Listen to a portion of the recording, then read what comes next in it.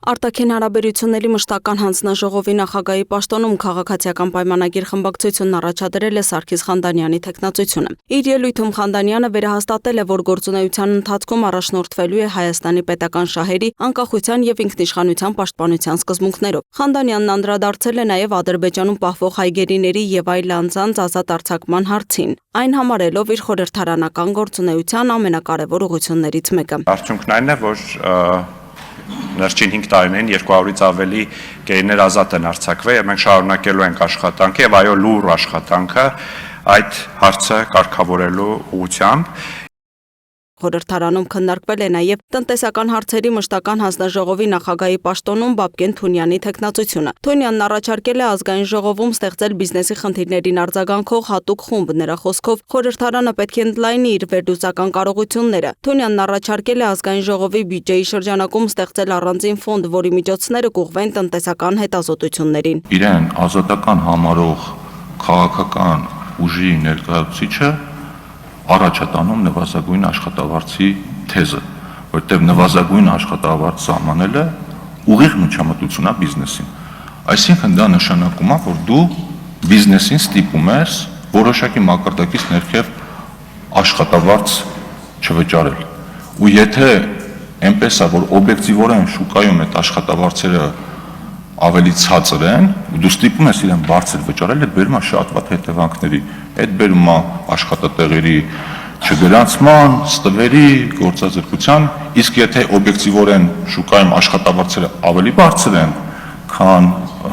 ձեր մինիմալ աշխատավարձի չափը, դրա կարիքը ընդհանրապես չի լինում։ Թունյանը կարևորել է նաև գործարար միությունների եւ բուհերի հետ գործակցության խորացումը, ընդունված օրենքների հետ օրենսդրական մշտադիտարկումն ու հանրության օրենսդրական փոփոխությունների մասին ավելի պատշաճ իրազեկելը։ Սակայն տնտեսական եւ արտաքին քաղաքական օրակարգին զուգահեռ նիստի ընթացքում շարունակվել է նախորդ օրը տեղի ունեցած միջադեպի շուրջ քաղաքական բանավեճը։ Օգոստոսի 13-ին Ուժեղ Հայաստան խմբակցության падգամավոր Էդգար Ղազարյանի ելույթից հետո իշխանական եւ ընդդիմադիր падգամավորների միջև լարվածություններ առաջացել։ Ղազարյանի կոշտ արտահայտություններին հաջորդել էր նիստի 20 րոպեանոց ընդմիջում, իսկ նիստերի դահլիճից դուրս падգամավորների միջև վիճաբանություններ տեղի ունեցել։ Այսօր ազգային ժողովի նախագահ Ռուբեն Ռուբինյանը կրկին անդրադարձել է միջադեպին եւ կոչ արել ընդդիմությանը նպաստել քաղաքական ռադիկալացման շղթայի կոտրմանը։ Ռուբինյանի խոսքով վիրավորանքի համար ներողություն խնդրելը թուլության նշան չէ, այլ քաղաքական պատասխանատվության դրսևորում։ Ասում եք, պետք չի սխալին սխալով պատասխանել։ Կներեք, իսկ մենք գիտենք, որ դա սխալ է, որ դուք դա սխալ եք համարում։ Դուք ելույթ ունենալիս նույնիսկ սխալ բառ օգտագործելիս ասացիք ըստ ձեզ սխալ։ Հիմա մենք ինչ գիտենք, դուք դա սխալ եք համարում, թե մեր։ Հաջորդը։ Գոյություն ունի այսպիսի մի պարզ սիլոգիզմ։ Եթե սրիկան վիրավորանք է, ապա Էդգար Ղազարյանը պիտի ներողություն խնդրի։ Եթե սրիկան վիրավորանք չի, ուրեմն լրիվ նորմալ է, որ Էդգար Ղազարյանին, ըստ Էդգար Ղազարյանի, անվանեն սրիկա։ Դա սիլոգիզմ է, որը ես առաջարկում կոտել ստեղ, շատ պարզ ձևով։ Նախ ձեզնից ոչ ոք չի առաջարկում բերել ստեղ զոհ անել։ Փառք Աստծո, պարոն Ղազարյանը սփխեչի ուլ չի, որ բերենք ստեղ մորթենք։ Բայց առաջարկվում է անել պարզ բան։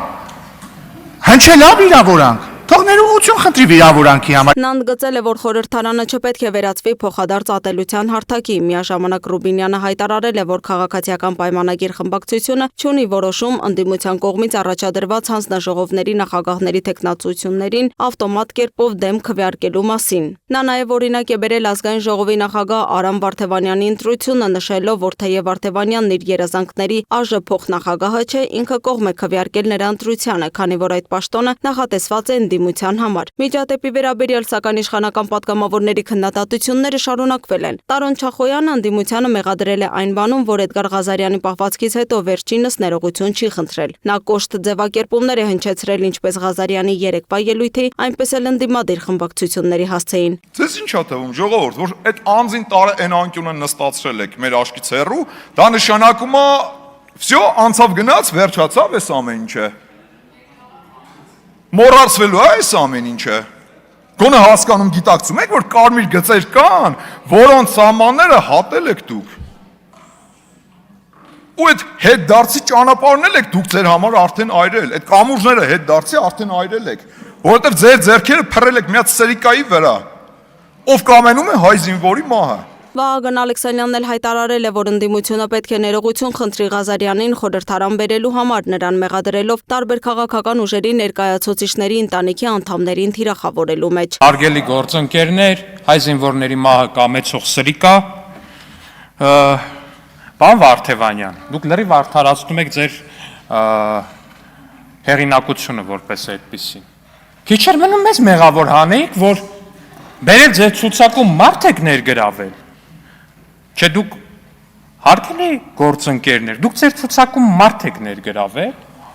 որ վերջի 2-3 տարում,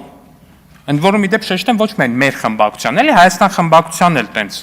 տներով մտել դուրս ա եկել ամենավերջի սրիկայի պես։ Ընտանիքի ապաքաղաքական անդամներին շատերի